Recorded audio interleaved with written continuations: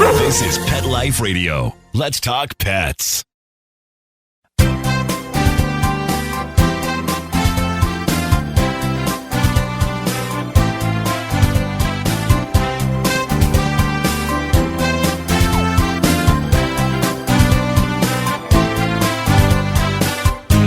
Hey, good morning, good afternoon, depending on where you happen to be at this very moment. If you are here listening to us live, then you obviously remembered to change your clocks, or else you're going to be tuning in.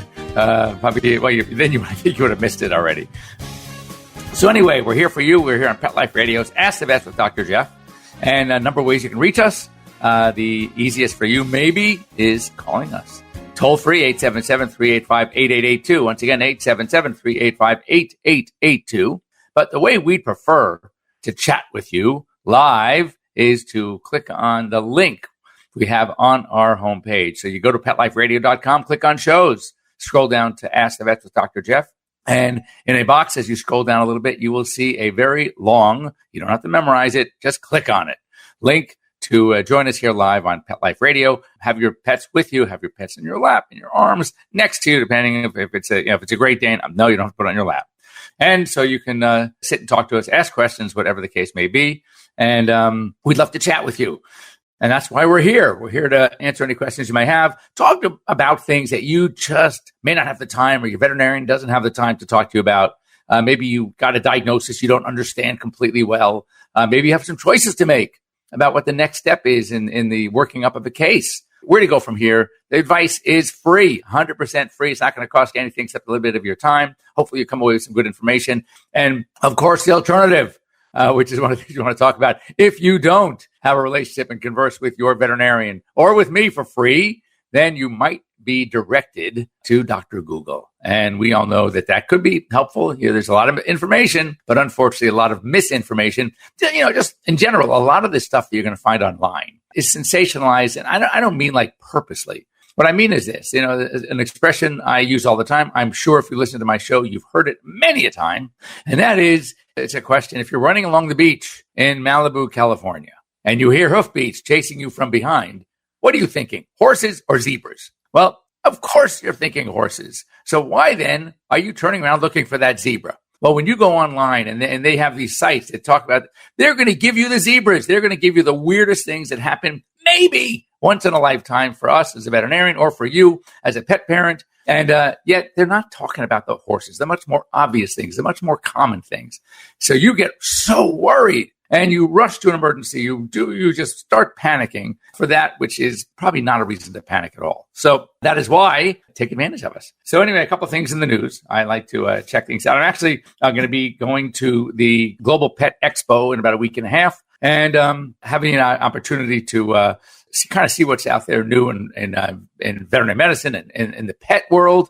We'll get to walk around the show with our lovely producer, Mark Winter, who's going to be there as well. And we're going to just kind of see what's out there. Who can we talk to? Who's got some good stuff that's kind of new and exciting on the horizon. And I'm doing a WESH 2. I'm doing a piece with them on Wednesday morning. And it's either Wednesday or Thursday, but one of those mornings. And we're going to talk about obesity. So what's very interesting is I'm going through the American Vet Med Association Smart Brief. And I see one of the first stories I see is about obesity in cats. And why is that important? Well, first of all, when we talk about obesity, over practically 60% of our pets in this country are overweight or obese. That's a big number. Unfortunately, for you, I can't see you. I'm not pointing any fingers, but I will tell you that the 75% of obese or overweight or obese pets belong to owners who themselves could lose a few. That kind of tells us something about our eating habits, maybe. But also how beneficial it is if you are in that 75%, that what we need to do for our pets, of course, increase exercise. It's going to be good for you as well. But here's the problem. Cats are really hard to exercise. You don't see many people going to the dog park with their cat chasing the ball or the frisbee. You don't see many people even walking the neighborhood with a cat on a leash or a harness. So it is tough. So therefore, it's really important to try to prevent the obesity. And one of the things we do often with cats is what? We free feed them because cats are not as predictable eaters. They forage. When they're hungry, they'll go and eat a little bit if it's there. And so, whereas a dog, dog, we try to guard against free feeding because, or else we're going to have huge overweight dogs. But, you put a food in front of a dog. I mean, I take my Labradors, for example. By the time you put the food bowl down, it's pretty much empty. So when it comes to cats, however, it is a little bit of a different thing. So anyway, it's very important to make sure that cats are fed, they're fed properly, and sometimes just in order to get them to not feel this need to continue to eat, let's fill them up with something that might give them nutrition, but not the calories. And one of the suggestions here by a veterinarian who works with obese animals is vegetables. So you want to think about giving cats some vegetables, some peas, some cut up broccoli. The problem with, cute carrots are great, or even fruits like apples. Some of these cats like crunchy things. That's why cats like dry food. They like to crunch on something. So give them something that they can kind of munch on, and that would be great. So that's a good way to basically keep the nutrition up, but keep the calories down. So this is, sad. This is something that's going on in Santa Anita, a big racetrack here in LA. 21 horses have died since the end of December, and they don't know why. Necropsies have shown no link at all to any of these pets. So that's a problem.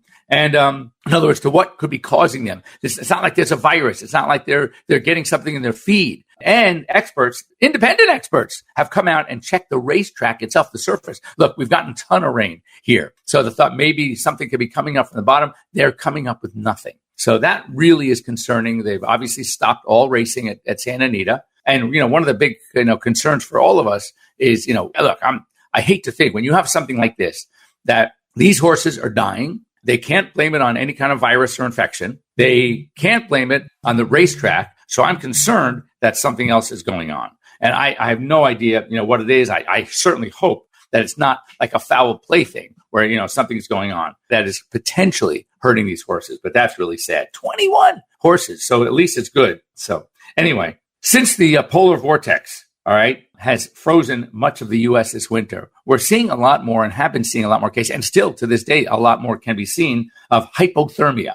Okay. And frostbite and hypothermia. So that's, basically, obviously could be deadly. So first of all, what to look for?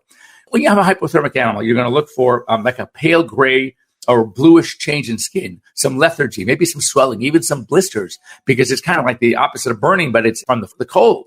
And that's an issue. And the issue here is when you have, or if you even suspect it, you really need to seek veterinary care immediately. But some things you can do is to wrap your dog up in a warm blanket. It could be a heated, take some hot water bottles and put them near, not on top of the dog, but near. But what you don't want to do is you don't want to like massage the area. You don't want to rub it because that skin literally can start rubbing off. I mean, you got to be very gentle. And you also do not want to put them in contact with like a heating pad or a heated blanket. Again, that can burn the skin right off. The skin is already compromised. So the whole idea is just to go slow, go warm. Don't stick them in hot water. That's a no-no. So, we have dogs that are, in fact, one thing we learned recently with dogs that have hyperthermia, all right? They go out, they get heat exposure, they're over-exercising, and they start collapsing, and their temperature's 105, right? But we used to stick them in ice cold water. No. What we find out is put them just in regular, like a lukewarm water, any water that is lower, okay, than their body heat. So even if it's a swimming pool water that you have set up at 80 degrees, that's getting into a nice warm pool, that's perfect because it'll draw the higher heat away from the animal. But if you put them into ice water, it can actually shock their system. So we don't do that. Sometimes we can rub a little alcohol on foot pads, but that's the opposite. That's all about hyperthermia. Hypothermia, where the temperature gets too low, frostbite, freezing. And that's why it's important that when you see in very cold weather, especially small breeds and short-haired dogs that aren't able to maintain their body temperature well, that we, go ahead and let them wear their sweaters, let them look funny. Who cares? But at least they'll be protected. Oh yeah, when it comes to, this was also an interesting story, exercise caution when you're trying to treat your pets at home. Often what happens is we don't talk to somebody, we don't seek advice. Sometimes you go online and you hear about certain medications. The problem is even if a medication that we use that's in our medicine cabinet is safe for a pet, the dosing could be completely different. And some things that we were going to underdose, and some things we're going to overdose. So then sometimes it takes more to achieve the result we want. Sometimes they're much more sensitive. And just because it's good for us doesn't mean it's good for them. As a matter of fact, it could be deadly. Tylenol, for example. Tylenol, look, we take it all the time. Acetaminophen, it'll kill a cat.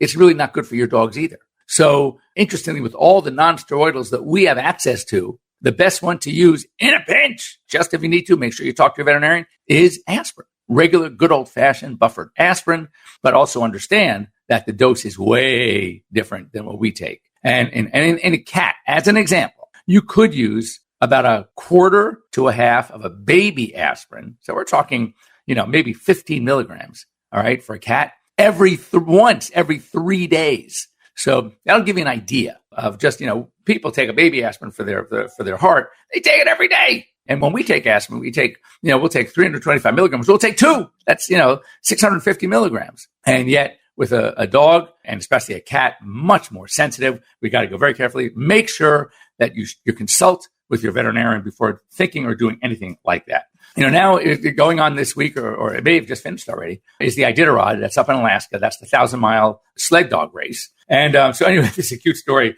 that there was a dog who was was there as just with its family or whatever, and so got away and saw a bunch of these big, these beautiful huskies and malamutes, whatever, at one of the a checkpoint. So when they started taking off to go on to the next checkpoint, 30 miles away, the dog started following them. So this dog was running alongside 2 of the sled dog racing teams, and for 30 miles, and was having a blast. Meanwhile, when they finally pulled up to the next stop, they had to go ahead and sort of get the dog on a plane, on a snow plane, and get him back to his home. Fortunately, he did live in Alaska. And one last thing before we stop for a quick break, and that is that high tech is emerging. It's becoming much, much more important than in veterinary care. These are like wearable collars. They can do a bunch of things. Like they can monitor activity. They can monitor feeding, heart rate, respiration rate.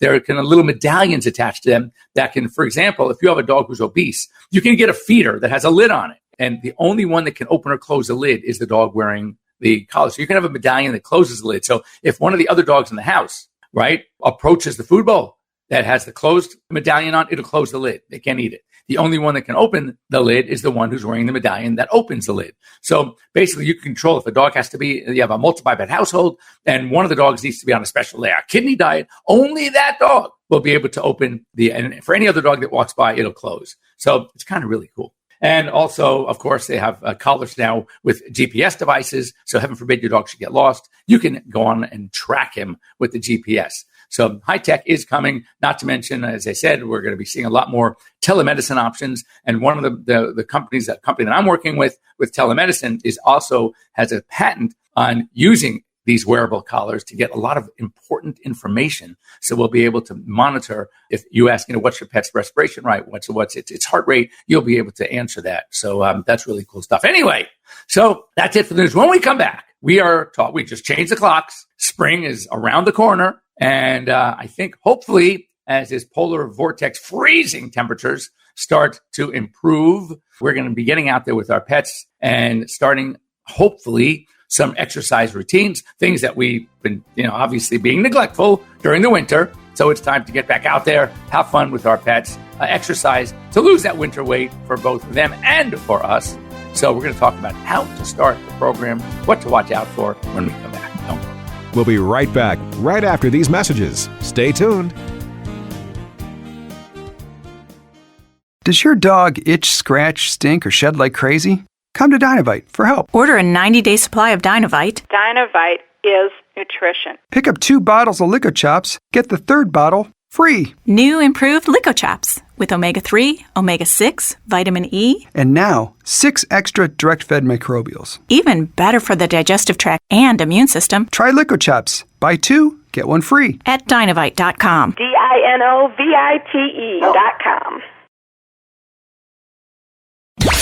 Let's talk pets. Let's talk pets On Pet Life Radio. Pet Life Radio. PetLifeRadio.com.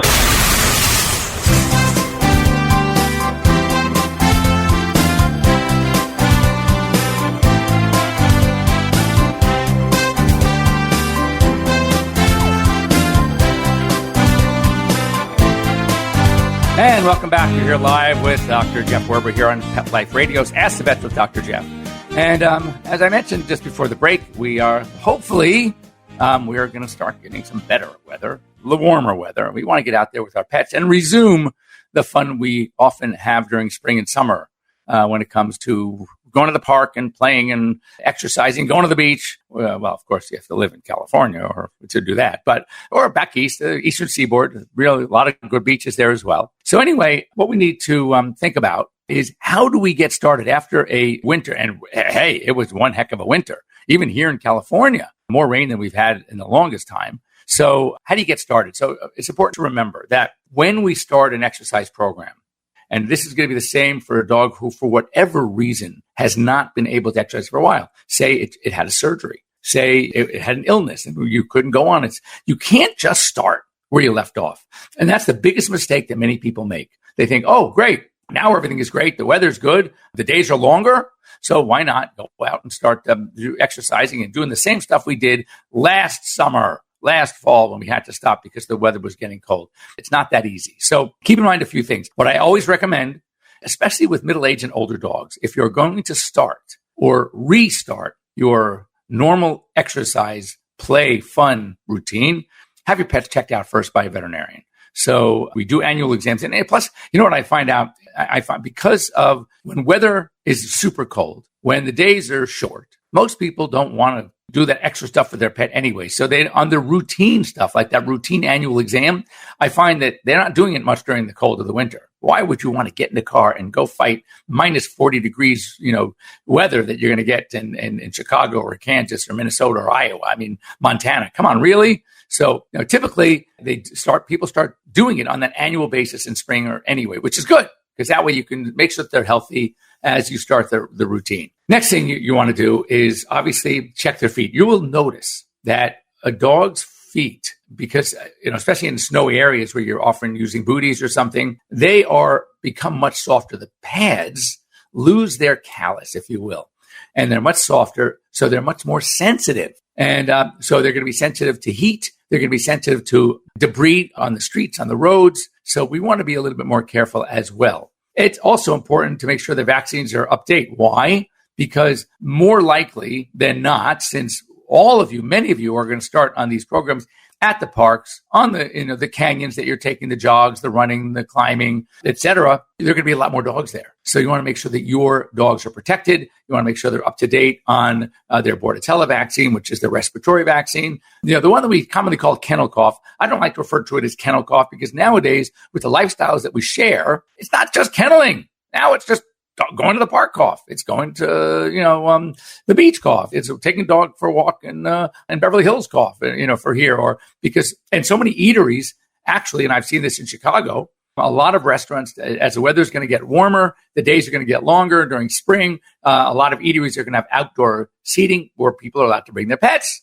So again, there's going to be a lot more potential interaction, communication from pet to pet. Therefore, you want to make sure all vaccines are current. So the key really is when it comes to things that we like to do for fun, start slow. At first, just, if you're normal, during the heat of the summer, the middle of the summer or late spring, your routine was to go to the dog park and throw the ball for 20 minutes, a half hour. Now start with 5 minutes. Just get them back into it. Let them slowly ease. One thing about dogs, and we know this when it comes to overheating, is that people say, God, he didn't let me know. I had no idea that he was getting so hot, because the way they are so loyal to us. They don't want to settle down, stop moving if you're not stopping. So they're going to keep up with you until we get to that point where there's no return, where they literally will collapse. So very important to read your pets, read the panting patterns, check their feet, and bring water with you. And at first, it's a matter of starting slow, and then gradually, you could increase the playtime, the exercise time, etc. But you want to really learn how to read them. And another thing is make sure to bring water with you, plenty of stops. And as we get into April, May, where we're really going to, before we get into summer, we'll talk about that another time. But as it even gets warmer, depending on where you live in the country, that it's so important to take plenty of breaks and do your exercise, your heavy exercise. When you work up to it to get to the point where you're back to running, the dog's jogging alongside you for 2 miles, or he's riding along, you're riding your bike and he's running alongside. Make sure that you take plenty of stops and do that kind of exercise in the earlier parts of the morning or later in the evening, because as I said, dogs will overexert themselves just in order to stay up with you. And when you're in the beginning of the exercise term, right, this time of year, you want to make sure that you're not overworking them, letting them go slow, lots of reward, lots of stops, lots of breaks, and really learn how to read your pets and check their feet regularly. And as we get warmer, we'll talk about this, about the problem with asphalt, cement, especially, like blacktop asphalt, that will retain tremendous amounts of heat, even well into the evening. So it's very important to keep that in mind as well. So anyway, this is the time to start. You want to get them out there. You want to, take advantage of hopefully the weather change as it improves. Though, in some parts of the country, I'm heading up to Mammoth, which is a great ski area, in a couple of weeks. And they've already announced, first of all, Mammoth has more snow than anywhere in the U.S. and anywhere in North America. But they've already announced that they will be open through 4th of July. And a couple of years ago, when we had a season like this, not only did they stay open to 4th of July, they actually stayed open until August. So I think they finally closed down August 1st. So, we often talk about spring skiing, March, April, May skiing, which is so much fun. Well, we're talking now summer skiing. Can you imagine being on a ski or a snowboard on 4th of July weekend? I mean, that's insane. So anyway, that's it for me. That's it for us here on Pet Life Radio's Ask the Vet with Dr. Jeff for this week. I am traveling next week, and I think it might even be the week after that as well. But we're going to, I'm going to try to get you, depends on where I am. I'll probably be cooped up in a hotel room somewhere. But guess what? I can still join you. So that's my plan. So we will be in touch. It'll be next week or two, but we will see if you have any questions, anything you want to talk about, any medical problem, any behavioral issue. Get a hold of me. Send me any email to drjeff, drjeff at petliferadio.com. Follow me. Make sure to follow me on Instagram. That's at Dr. Jeff Werber. I do some educational stuff on that, and you will see just the cutest pets ever. And you'll see why I have so much fun going to work every day. I can't even call it work. I feel guilty calling it work. So I have a ton of fun because just interacting with my patients is the best. And so anyway, have a great week or two, and we will be here to see you again very soon. But I'd like to hear from you, so please take advantage of my free advice and write me, get a hold of me here on the show, 877-385-8882. Would love to hear from you. Take care. Bye. Let's Talk Pets, every week on demand, only on PetLifeRadio.com.